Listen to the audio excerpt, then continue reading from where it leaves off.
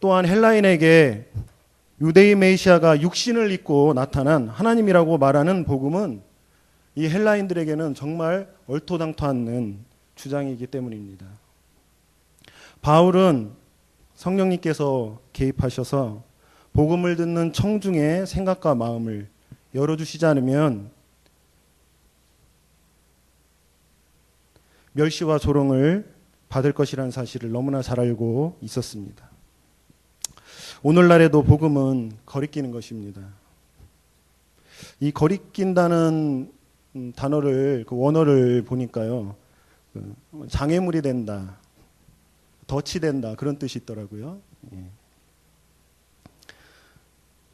복음은 현대에 등장하는 모든 사상과 부딪히기 때문입니다. 우리는 절대적인 것은 없다라고 말하는 상대주의 문화 속에 살고 있습니다. 그게 요즘 말하는 뉴 톨레랑스라는 그런 프랑스에서 시작된 그런 문화들입니다.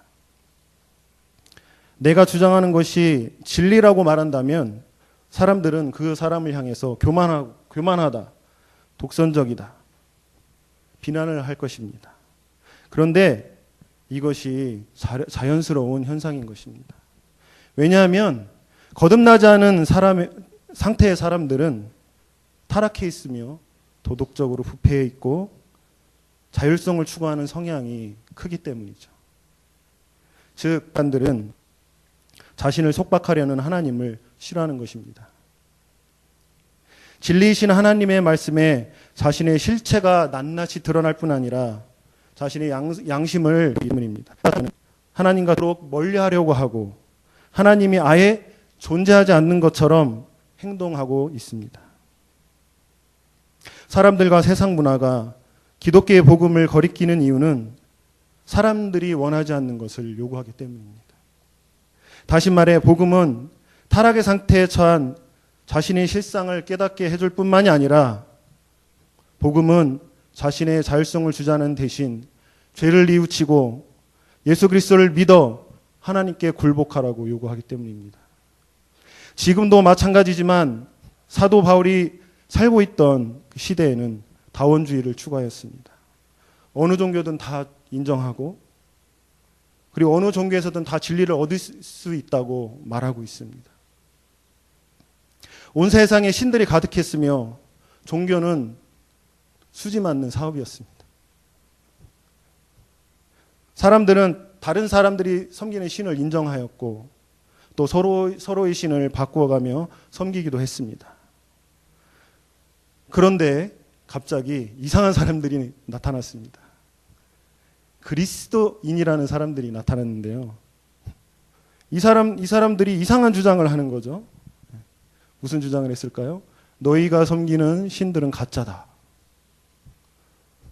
오직 예수님만이, 하나님만이 유일하신 신이시다. 하나님이시다. 라고 주장을 하기 시작했습니다. 그리고 그리스도인들은 가이사에게 무릎을 꿇지 않았고 세상의 다른 신들을 인정하지 않았습니다. 가이사를 비롯해 세상의 모든 사람들은 이러한 그리스도인들의 태도를 도무지 용납할 수가 없었습니다. 그래서 그리스도인들에게 무차별적인 핍박을 주게 되었습니다. 오늘날에도 이와 비슷한 현상이 전개되고 있습니다. 나도 옳고 너도 옳고 다 옳다. 이게 제가 좀 전에 말한 뉴 톨레랑스 사상이죠. 다 인정해 주는 거예요. 다. 그게 어느덧 우리 기독교 문화에도 들어온 것 같습니다. 도무지 진리라고는 찾아볼 수 없는 비논리적인 사상들이 주류를 이루고 그것에 환호하며 살아가는 사람들의 모습을 찾아볼 수 있습니다. 복음은 이러한 비논리적인 사상을 거부하게 만듭니다. 우리 열왕기상 18장 21절에 보면요. 제가 읽겠습니다. 너희가 어느 때까지 둘 사이에서 머뭇머뭇하려느냐. 여호와가 만일 하나님이시면 그를 따르고 바알이 만일 하나님이면 그를 따를지니 라고 말하고 있습니다. 참된 복음은 모든 사상에 철저히 배타적입니다. 예수님은 하나의 길이 아닙니다. 영어로 a way. 하나의 길이 아닙니다. 예수님은 the way입니다. 유일하신 길입니다. 아멘. 지나온 세월 인간들은 그들의 양심과 문화에서 유일하신 하나님을 제거하려고 노력했습니다. 인간들은 스스로가 우주 만물의 중심이 되고자 노력하였습니다. 복음이 타락한 인간에게 거리끼는 이유는 인간들이 우주 만물의 주인이 되고자 하는 환상을 깨트리고 인간들의 타락한 상태와 죄를 드러내기 때문입니다. 세상이 그토록 복음을 싫어하는 이유가 바로 여기에 있는 것입니다. 복음은 인간의 쾌락과 탐욕을 밝히고 인간 스스로가 왕이 되려는 헛된 망상을 일깨우고 그들의 죄를 다 보여주기 때문입니다. 성경은 예수 그리스도의 복음이 모든 시대, 모든 문화를 살아가는 사람들에게 거리끼는 것과 미련한 것이 된다는 것을 인정하고 있습니다. 고린도전서 1장 23절 다시 한번 보겠습니다. 한번 띄워주시죠. 한번 같이 읽겠습니다. 시작. 우리는 십자가에 못 박힌 그리스도를 전하니 유대인에게는 거리끼는 것이요 이방인에게는 미련한 것이라. 우리 그리스도인들은 복음이 세상에서는 거리끼는 것임을, 미련한 것임을 우리가 이해해야 됩니다.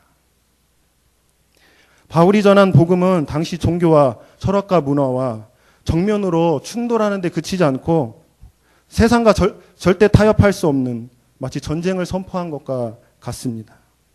사도 바울은 세상과 가이사를 향해 거짓된 우상을 버리고 예수 그리스도의 주권 아래 굴복하라고 요구하고 있는 것입니다. 오늘날의 교회와 그리스도인들은 세상 종교와 철학과 문화에 복음이 충돌할 때 복음을 부끄러워하며 복음을 왜곡하여서는 안 됩니다. 이것은 하나님 앞에 큰 죄이며 저주받을 행동을 하는 것입니다. 교회는 세상에게 그리고 사람에게 잘 보이려고 복음을 변질시키거나 약화시킬 수 없습니다. 교회의 머리는 예수님이십니다. 아멘. 이것을 믿습니까? 제가 강단에 설 때도 항상 기도하는 것이 있습니다. 그리고 보라를 양육할 때도, 복음을 전할 때도 절대로 제가 드러나지 않게 하시고 하나님의 영광이 드러나게 하소서. 그런데 사실은 이게 맞는 말이에요. 왜냐하면 제가 할 수 있는 것은 하나도 없기 때문에 그렇습니다. 제가 이 시간 이 말씀을 설교를 할지라도 하나님께서 이 시간 역사하지 않으면 그냥 허공에 외치는 소리에 불과할 것입니다. 내가 보라를 할 때, 복음을 전할 때 그곳에 성령님 역사하지 않으시면 그 소리는 허공에 떠다니는 소리에 불과할 것입니다.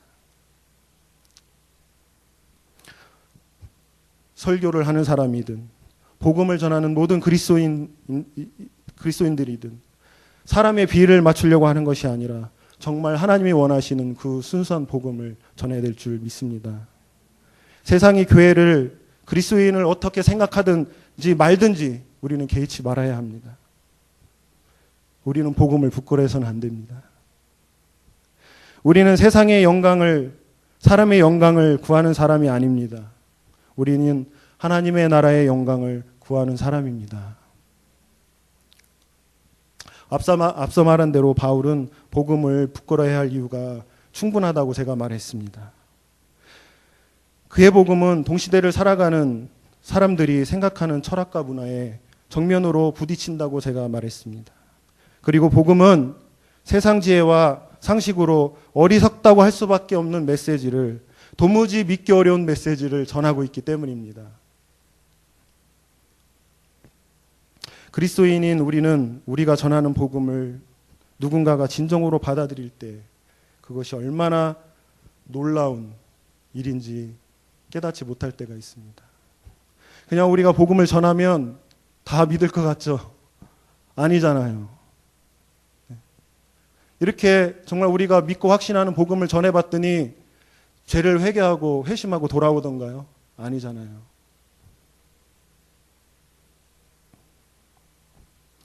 그런데 만약 그런 역사가 일어났다면 그것은 정말로 놀라운 일이죠.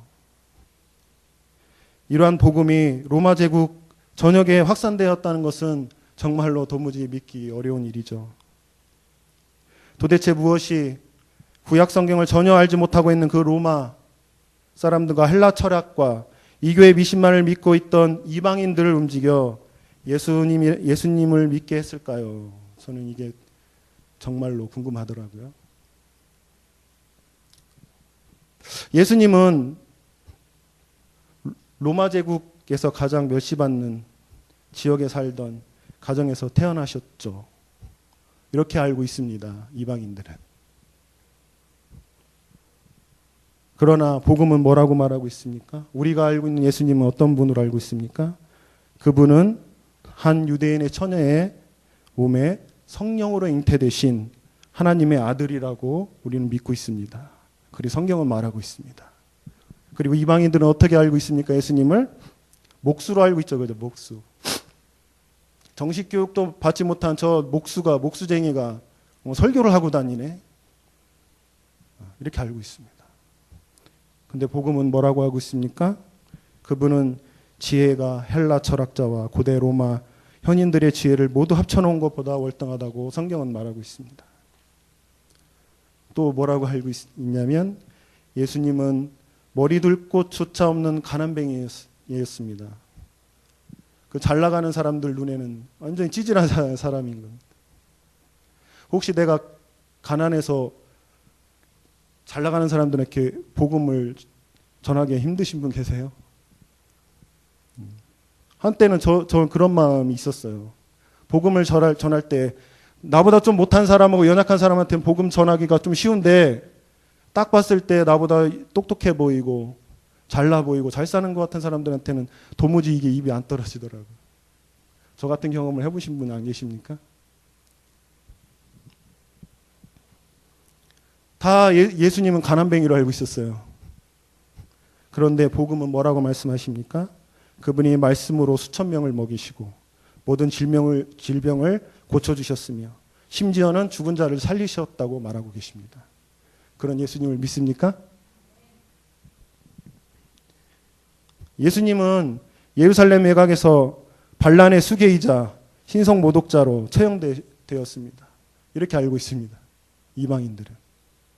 근데 복음은 그분의 죽으심이 인류 역사의 중심축이었고 죄에서 구원받아 하나님과 화목하게 되는 유일한 길이라고 복음은 말하고 있습니다. 이것을 믿습니까? 아멘. 예수님은 무덤에서 안치되셨습니다. 그걸로 끝난 것이 아닙니다. 복음은 그분이 죽었지만 사흘 만에 죽은 자 가운데서 다시 살아나셨고 많은 제자들에게 나타나셨고 40일 동안 가르쳤고 승천하셨다고 복음은 말하고 있습니다. 이처럼 복음은 자기 백성에게 신성모독자요 정신병자로 취급당하고 국가위에 처형단 한 가난한 유대인의 목수가 세상의 구주요 만왕의 왕이요 만유의 주시라고 만유의 주시라고 증언합니다. 가이사를 포함 모든 세상 사람들의 무릎이 그분의 이름 앞에 굴복할 것이라고 말하고 있습니다. 하나님의 능력이 아니면 누가 이러한 메시지를 믿을 수 있겠습니까? 하나님이 역사하시지 않으면 복음은 로마 제국을 넘어 온 세상에 퍼지지 못했을 것입니다. 이러한 사실은 복음을 전하려고 노력하는 그리스도인들에게 용기가 되기도 하지만 경고가 되기도 합니다. 아까 우리 혜린 선생님 간증한 게 생각나는데요. 저도요 이렇게 설교의 자리에 설 자격이 못 되는 사람입니다. 근데 어떻게 이 자리에 서 있습니까?